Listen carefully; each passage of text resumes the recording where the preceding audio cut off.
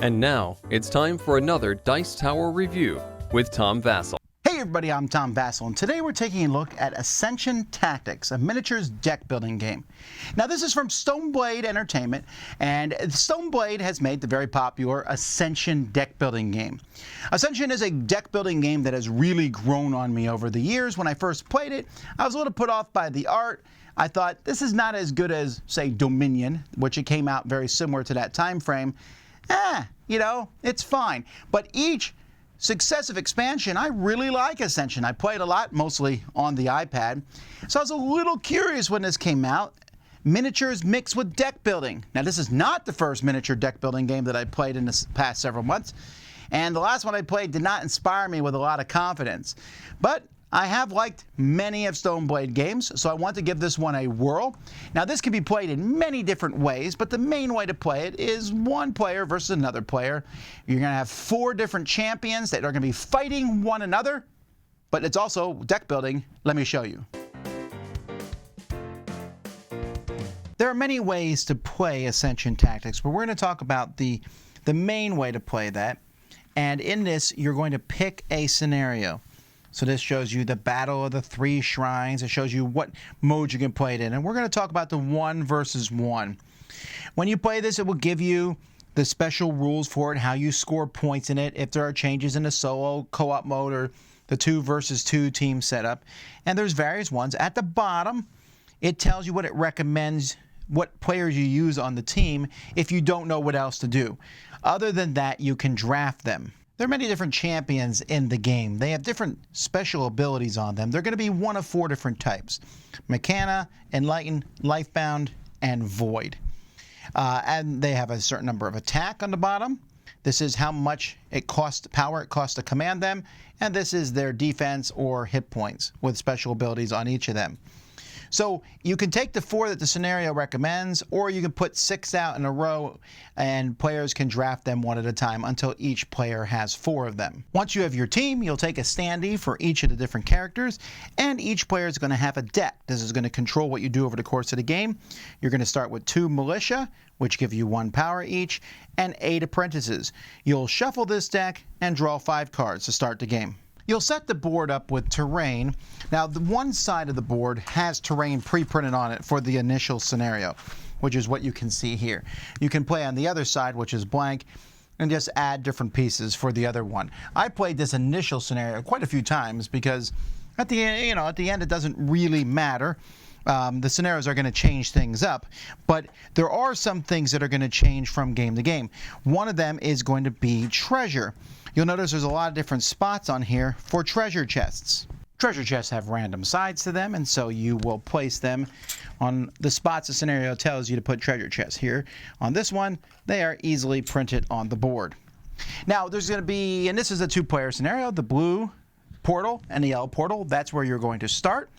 Each player is going to shuffle their deck. Like I said, draw some cards, and one player goes first, playing the cards from their hand. Whenever you play cards, you get to use everything on them. So for example, if I played this hand here, I have 3 runes to spend, and I have 2 power.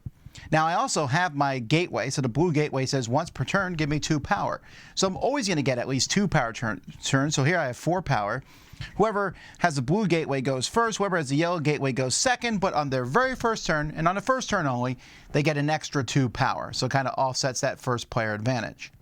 Now you can do these things in either order, but often you're going to want to buy more cards. When you buy a card, it's going to go to your discard pile. When your turn's over, everything that you played goes to your discard pile, and you'll draw 5 more cards. When your cards run out, you'll shuffle your discard pile, so any cards you buy are going to go into your deck and make your deck better. Now some of the cards you can buy, there's always these 2 piles of Mystics and Heavy Infantry. They cost 2 runes each, and they're just better when they show up in your deck. This one gives you 2 runes, and this one gives you 2 power. But there's all sorts of special cards that there's going to be a row of 6 of these face up, and you can buy these. And they do all sorts of things. I'm not going to go over all the details, but many of them are heroes. So these just go into your deck, you'll play them. If it says something like ambush, that means when you buy it, you get it. So this lets you banish a card. I can take out one of these low cards out of my deck, and then when this one gets played, it gives me 2 runes and 2 power. So here, all kinds of different special heroes are going to show up. Some of them, this one just gives me a treasure, so I'll draw a treasure token. This lets me command a cultist. I'll talk some more about that. Sometimes they say allegiance on them. This says void allegiance. That means I need to have played another void card. Now, so these are heroes, but there's other things you can buy. You can buy constructs. Constructs are just like heroes, that they have a cost on them. They also go into your deck, but when you draw them into your hand, you will play them on one of your heroes. And what they do is they will buff that hero. So this Mechanic champion here, the Hedron Smithy, instead of being a 4-attack 6, he is now a 5-attack 10. Or maybe I want to put this sword on him. Now he's only a 6-attack, and when you hit him, he'll hit you back. Or maybe this Shardfinder Compass, which gives me +1 attack and also +1 movement. If your champion ever gets KO'd for any reason, then the construct is destroyed and goes back in your deck, and if you draw it again, you can play it on somebody. The third kind of card that might show up are more champions. You buy Master Darthar or Pasithia, and you now have a 5th champion or 6th champion that you'll be able to use in the game. Then there are also monsters like Samuel here. You need to spend a certain number of power, in this case 8 power, and then they become a champion that you can use. So that's the whole point of the game, is to move these champions around. That's what you use your power for. As I said, each champion has a cost in power on them to use. So if I have 3 power, I can say I'm going to use my Reactor Monk. And I'll just find that figure and put it out on the board. It will start here and move. So if I have 4 power, which I had at my beginning of my turn, Tyrannix, I'm going to put him. Everyone can move 3 spaces. It costs 2 to move in forests, and other terrain might affect things. If you go onto a treasure chest, you're going to get that treasure chest, and these are one-time items that you can use in the future.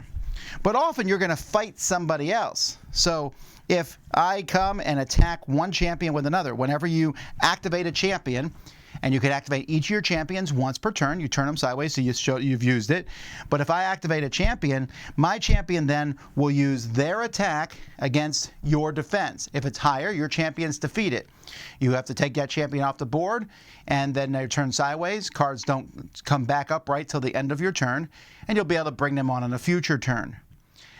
You don't get any points for killing them, but it's important to kill off the opponent's champions because in this scenario, at the end of every round, if you have the most people next to any of these spots here in the middle, you're going to get 2 points for each one where you have more units next to it. You'll collect these points, and the first person to get 30 points wins. So if I have people next to all 3 of these, I'm going to be winning all the time, and you're going to want to send people in to stop me. Now, there's also a cultist. Each side can have up to 4 cultists, little dudes here. They're pretty weak. They can't equip constructs. They're just always going to be 2 attack, 1 defense, and 2 tutors. Why would you use them? Well, some of the cards let you buff them up. And also, maybe you already have all 4 champions on the board and want somebody else on the board, or all your champions are expensive and a cultist is a little cheaper, costing only 2 power to activate. That's the whole game. You're just going to keep shuffling your deck, going through, playing cards to buff things up. We'll take a look here. Let's take a look at some of these cards. Here's a monster you can beat. Zeron, 7 power, but when he comes out, you can move one of the enemy champions. And when you kill someone, that's what slay means. Whenever this guy kills somebody, you steal the top card of each enemy player's deck and put it in your hand. So he's kind of a mean and nasty guy. Now you might say, what if you attack someone and your attack is 6, but they have a defense of 7? Do you put damage tokens on? No, everyone heals at the end of every turn. But if you attack them with someone with 6, maybe the cultist comes up and hits them for 2 more, then they're dead. Here's a really cool champion that you can get where you can command them twice every turn. Here's a construct you can add on to somebody that gives them +3 attack, +3 defense. Whenever they kill someone, you draw a card. This lets you command one of your exhausted champions, one that you've turned sideways, for free. This, on this turn, gives all your champions +2, draw a card. This gives you 2 power, and you can banish a card. 3, if you get a construct, it goes on top of your deck. 2, and you get an extra 1 for every void card in your pile. This lets you acquire a card that costs 4 or less for free. This has 2, and if you play another void card, it gives one of your champions +4 attack. This doubles your power, and your champions do double damage. There's all kinds of cool cards in the deck. There are duplicates of several of them, but there's a few that are very unique and interesting. Now that is the basic way to play the game. And I should mention that when someone attacks you, you might reveal a treasure to be like, no, I actually have +2 attack and an extra movement, or I have some extra defense. That's what treasures are. They're one-time use, like, hey, I actually have +2 armor, so you didn't hurt me. I actually have +1 armor, and I'm hitting you back, maybe killing your guy in the process. But you can also play with 3 to 4 people brawls. You can set it up and basically play 2 on 2. You can also play with a solo game and fight against the villains, which are going to be harder. And there are scheme cards that are in the game that they will be attacking you with. You can play a 1 versus all where they have champions, but they're bigger and stronger champions, and you're trying to take them down. And there are many different scenarios in the book here. You see it's 57. There's a lot of different scenarios that you can play through, including an entire campaign here at the end. If you want to play through a campaign, there's just a lot of stuff going on. Everything fits very nicely in the box, and in fact, I got a playmat for the game that fits also in the box, folded up here. I like the playmat. I like the fact that, you know, you can have any side of the board you want, but I found that I used a pre-printed one often. The cards are the same quality as Ascension cards. They are not the same cards. Well, the basic cards are, but these are not. But they have that same kind of art, which has really grown on me, this art. And the design, everything's pretty simple. I almost never have to look up a rule. The rules I thought were I mean, it's a nice big rule book, but only up to like page 20 do you need to play the basic game. And it's very, very simple and easy to play. And the scenario book offers a lot of different scenarios. There's really a lot of content in here. Now, some people may not like standees. I actually have the miniature version at my house right now, and I'm not using that one. I actually prefer the standees. I found them easier to denote over the miniatures. The miniatures I think would work better if they were painted, and since I haven't got them painted yet, this is one. And also this is a smaller, more portable game to carry around. But I am pretty happy with this. It's the same, you know, gems that you see in all these games. Overall, good components, and you're getting a lot of stuff in that box. My word, do I like this game. Now, I am a bit susceptible to really enjoying skirmish games where you have something versus something else, all the way back from Magic the Gathering to my favorite of the genre, which is Summoner Wars. I'm not going to say that Ascension Tactics is better than Summoner Wars, but it's definitely knocking on the door. Wow! Now, it's cool that there's a lot in here, okay? So I want to start off with that, first of all. The fact that there is so much stuff in this box. I'm very impressed with that you can play the co-op mode, a campaign, and the solo, and the 1 versus all. That's cool. And it actually is not a huge, gigantic box. It's a decent-sized box, and it holds all this stuff pretty well. But if it only had the 1 player versus another player, and they had only the 1 scenario, I would be content. And they don't. They have a whole lot more than that. But that's all I need. I have played this first scenario more than all the rest of the other times I played other things put together because it just works really well. It's really simple. Ascension's always been a very clean deck builder. It's been the Ascension deck building game. Get some runes, get some of the power. You use the power to fight monsters. You use the rune to buy cards. It's just basically 2 different currencies. Here, it's 2 different currencies, but wow, are they equal.